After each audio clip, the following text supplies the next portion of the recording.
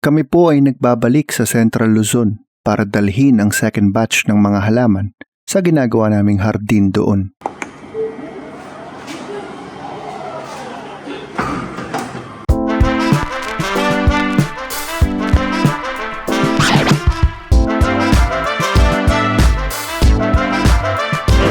Tatlong oras na biyahe, pahinga muna tayo.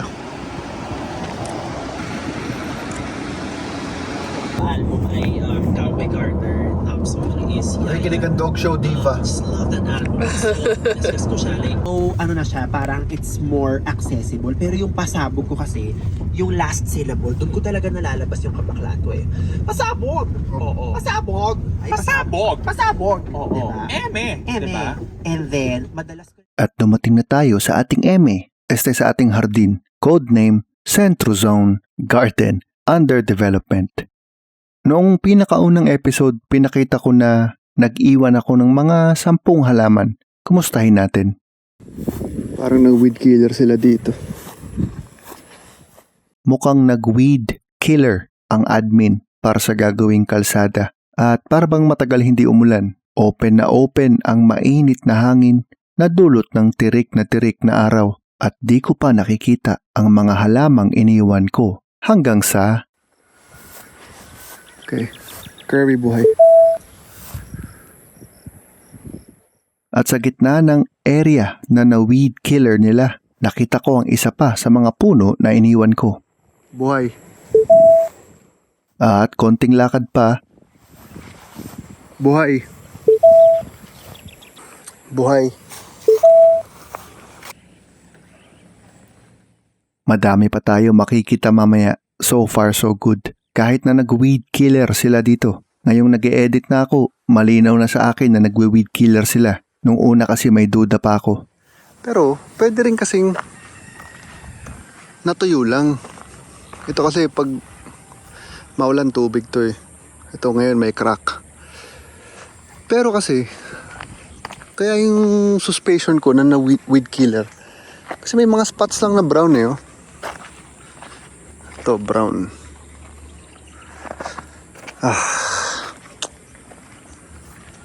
Ito magagawa.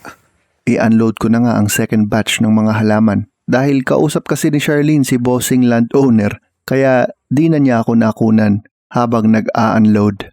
Yan guys, nailinya ko na yung mga bagong dala. Dating gawi. By the way, update ko lang kayo. Itong luma, dito, mga namatay. Pero itong pinya, buhay. Ito, buhay to. Buhay. Ayan. Puno, buhay. Na lagas lang, pero nag-rebound. Yun, buhay na buhay. Yun. Kaya lang nag-weed killer sila doon. Kaya lalong I think confirmed yung suspecha ko dahil alam ko yung tsura ng weed killer eh. Yan o. Yan o. Browning. Wini-weed killer nila yung part na may gagawing kalsada. Ay. Tapos ko nang mailinya ang bagong batch, umaasa ako na mas magiging maganda ang success rate ng mga to dahil sa NCR pa lang, nagsimula na ako magtambak ng rice hull sa paa ng mga halaman na to. Water break lang ako. Okay na, yun naman sadya ko eh. Ilapag sila, pero gusto ko ba magtrabaho para pagbalik namin, kitang-kita, tatambakan ko ng parang maliit na bundok ng mga patay na damo. Itong curry namatay. Itong bamboo namatay. Ang pineapple, mukhang buhay to. Bougainvillea, buhay. Yun yung mga iniwan namin. Calathea namatay. Okay lang. It was a test. Kung sino ang mga magsusurvive. Pero ito, bilib ako dito sa isang to. Grabe.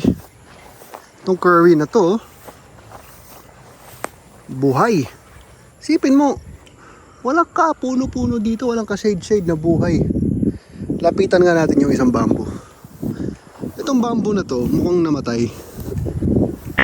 Kaya na muna natin. Sa aking tansya lang naman ano, sa lahat ng mga iniwan namin last time, 50%, mahigit 50% ang nabuhay. So, that's good enough.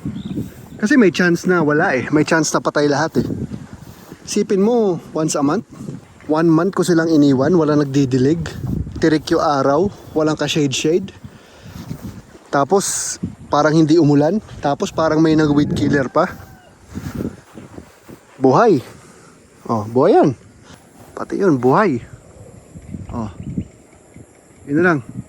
Sana kung ano man yung weed killer na ginamit nila, sana safe. Yun na lang yung big message ko sa video na to. Alam niyo yung mama ko pag papatay ng weeds, ano lang ginagamit nun? Suka, sabon. Okay, magdidilim na. Kanina may umbok dito na malaki, wala na. Ayun na yung umbok ngayon. Ngayon kita na, medyo mas kita na kung ano yung border. Baka mas ma-appreciate ninyo sa aking hill na to. Ay. Yan, pati doon. Ito yung corner. Doon may curry na nabubilib talaga ako sa curry plant. Actually dito mas ano dito, ayan o. Mas kita siya dito kasi yung araw nandun. Mukha na siyang border, di ba? Kahit pa paano. Lalo na pag nagsitubo yung mga yan. More than 50% yun. Yung mga iniwan namin na nabuhay. So happy na rin ako. Kasi may mataas ang chance na walang mabubuhay. Sipin mo, 1 month, 1 hour for every month. Saka nakakita ng hardinerong ganun. Tapos nabuhay. Ganun lang, same style. Iwan, hindi ko i-replant para hindi ma-shock. Pero masashock pa rin yan sa araw. Kasi walang ka-shade-shade. So tatambakan natin. Yan. Imposibleng hindi yan moist sa ilalim sa mga paparating na araw. Biruin mo na perfect combo tayo. Nag-chemical sila plus natuyot ang lugar. Eh ngayon paambon-ambon na. I'm overall happy today. Overall, happy, kaya di na din ako masyadong magdadabog sa weed killer. Kasi kailangan nilang gumawa ng kalsada eh. Pero yun lang, gusto ko lang ipasa yung message na madaming ibang paraan. Suka, sabon, gumagana po yun. O kaya trapal o lumang yero, compactor pwede rin. At ang mga halaman na nag-survive, stable na yan kahit pa di na bantayan, lalago at magiging shade para tulungan ang mga susunod na batch ng mga halaman. Mas tataas tuloy ang success rate. Solid na vacations na siguro yan, ano? Sarap na nga tumalon eh. Feeling ko hindi ako masasaktan dyan eh pag tumalon. Eto, by the way guys, nakakaaliw lang. Sa aming bahay sa Quezon City, lagi may tumutubong papaya kasi may compost kami. Lagi tumutubong papaya sa compost. Sabihin, yung aking mother-in-law mahilig bumili ng papaya.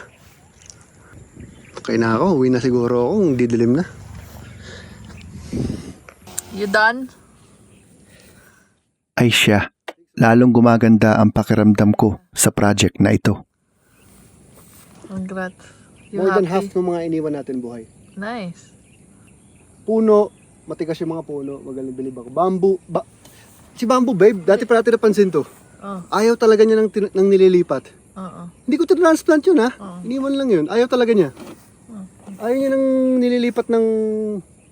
Eh, kasi from shaded to tirik ng araw eh. Yun de, from Quezon City to ganun. Yeah. Kaya kailangan... Ah. Well, pabuhayin muna natin yung mga nag-survive. Tapos doon natin iwan yung bamboo sa ilalim nila next time. Yeah. Bye-bye. I'm gonna open. Maui Wawi. Kami pa dito.